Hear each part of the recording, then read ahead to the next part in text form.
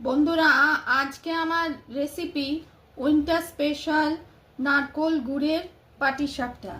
প্রথমে নারকোল গুড়, মিল্ক পাউডার, একটু দুধ দিয়ে আমি পুরটা তৈরি করে নিয়েছি। এবার ব্যাটারটা তৈরি করার জন্যে 1 কাপ চালের গুঁড়ো, তারপর হাফ কাপ ময়দা, 1/4 সুজি, পৌনে 1 কাপ চিনি, একটু এলাচ পাউডার, অল্প একটু নুন, আর যে কোনো মিষ্টি রেসিপিটাই আমরা নুন দিই, আর 1.5 কাপ দুধ প্রথমে দিয়ে একটা ব্যাটার ঠিক করে তারপর 30 মিনিট ঢেকে রেখেছিলাম।